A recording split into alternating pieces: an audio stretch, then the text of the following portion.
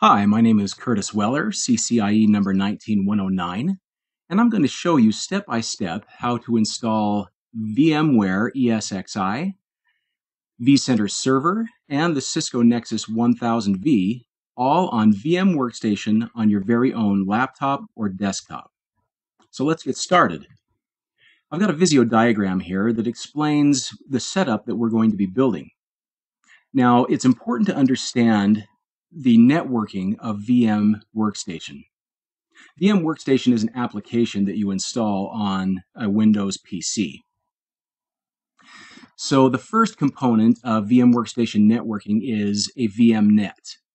Now, a VMnet can be compared to a dumb switch, like a Linksys or a D-Link or a Netgear switch that has no concept of VLANs or spanning tree or other sophisticated switching technology. Its only purpose is to aggregate ports.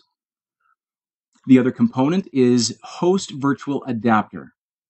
Now, a host virtual adapter actually shows up in your Windows networking properties as a network adapter, the same as any NIC, whether wired or wireless, that you already have installed.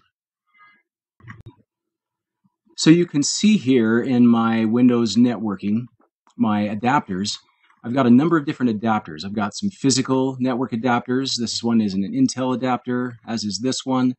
And then I've got some VMware virtual Ethernet adapters. Now, these can be thought of as windows into your virtual environment.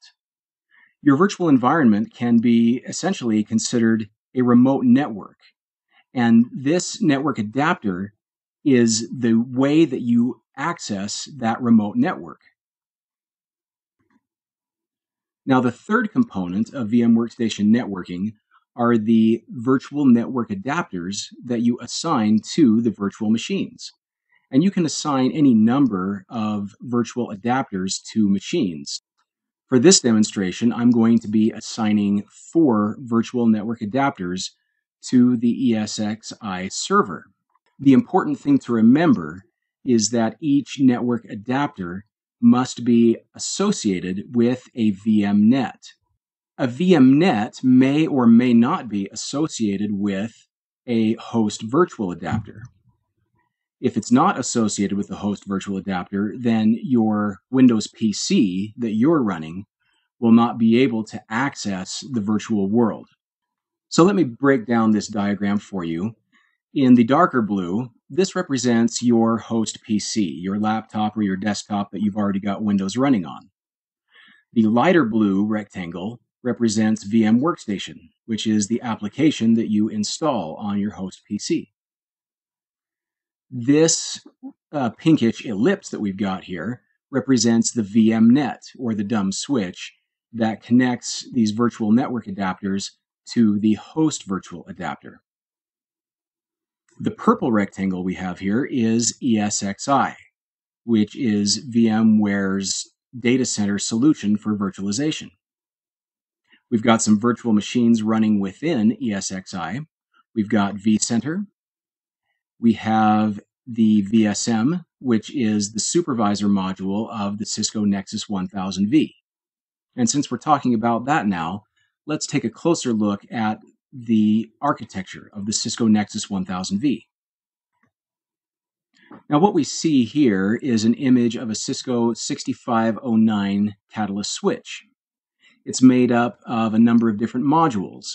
The top 2 modules are the supervisor modules. This is where the CPU exists. Down below here, we've got a number of Ethernet modules, whether fast Ethernet or gigabit Ethernet. And then we've got some optical down here. These are kind of old. And we've got, I believe, some SFP slots right here. Either way, the switch cannot function without the supervisor modules. You could load it completely up with Ethernet modules and it wouldn't do you any good, because without the supervisor, it has no brains. It has no processor. So looking back at our diagram, the VSM is the virtual supervisor module, and the VEM is the virtual Ethernet module, compared very similarly to the 6509, only it's virtual. It only exists in software.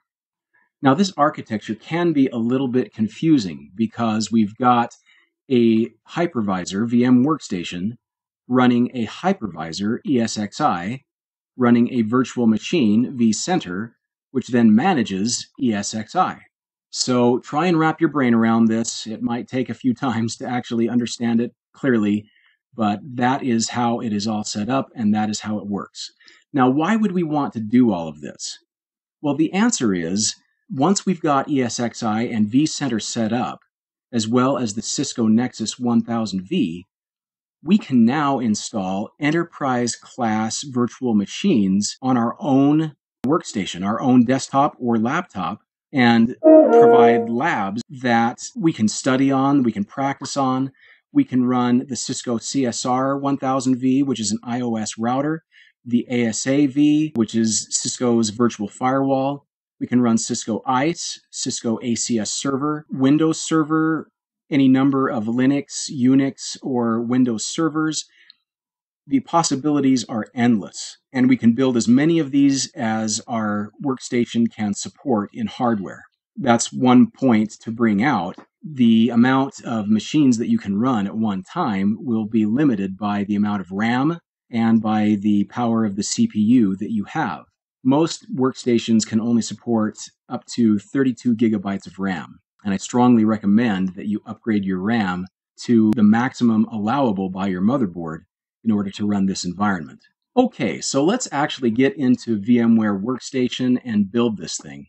The first step is to build VMware Workstation Networking.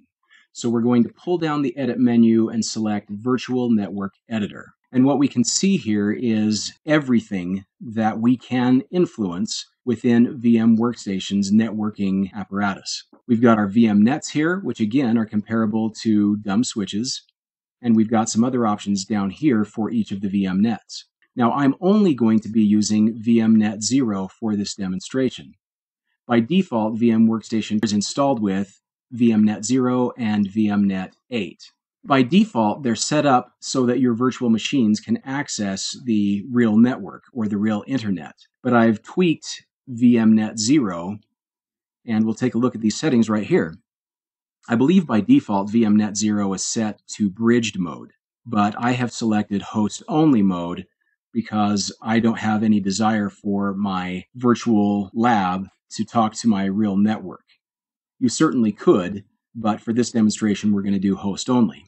I have selected connect a host virtual adapter to this network, and we saw that in my Windows networking properties. I have turned off DHCP. What that means is my virtual machines that I build will not be able to request an IP address from a DHCP server. If I had this selected, then they would be able to. The problem is these types of devices really prefer to have a static IP address so that it never changes. All of the virtual machines that I will be running will be in the same subnet. I've chosen the 10.10.10.0/24 subnet. You can certainly do things differently if you'd like. This demonstration is going to use this network, and every host will be on it. Now, our first step in this process is to install ESXi 5.5.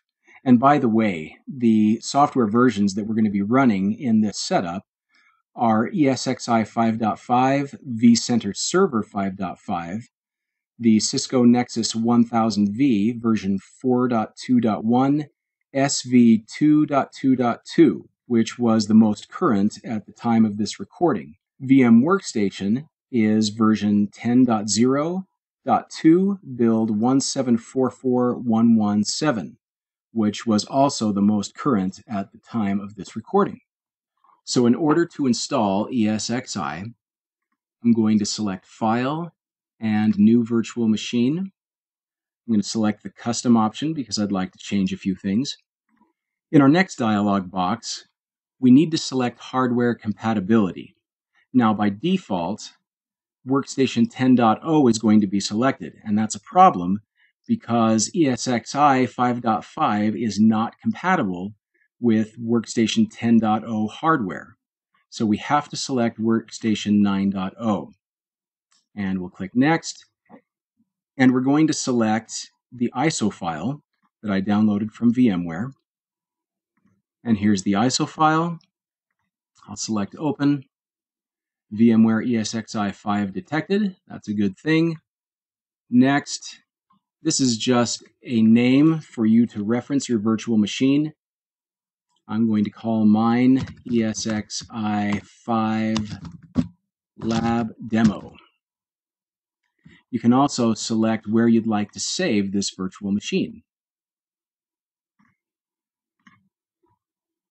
Number of processors and cores is perfectly fine. As far as RAM is concerned, at least 12 is what I like to use for this environment. I've built this before, and I've noticed that it uses almost 11 gigabytes of RAM. So if I don't have at least 12, I could potentially run into problems, or the virtual machines may recognize that there's not enough RAM allocated and they may not install. So I'm going to select at least 12.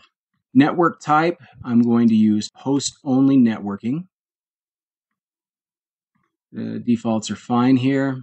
Create a new virtual disk. Now you must understand that all virtual machines that you're going to be running in ESXi will be sharing all of the resources, the CPU, the RAM, and the disk space. So whatever you allocate to begin with is what will be shared by all of the VMs. So I'm going to select a disk size of 200 gigabytes, which I'm sure is perfectly fine for what I'm going to be running. If I store it as a single file, it tends to operate a little better. Now, where am I going to store this virtual disk? I'm going to store it on my data hard drive in my temp folder. Now, if we customize hardware, this is where, if we'd like, we can add additional network adapters. Again, this is another resource that will be shared by all of your virtual machines. The problem is, I've noticed a quirk with ESXi 5.5 and VMWorkstation, where if I add these right now, it will not recognize all but one. So I'm not going to add additional network adapters right now.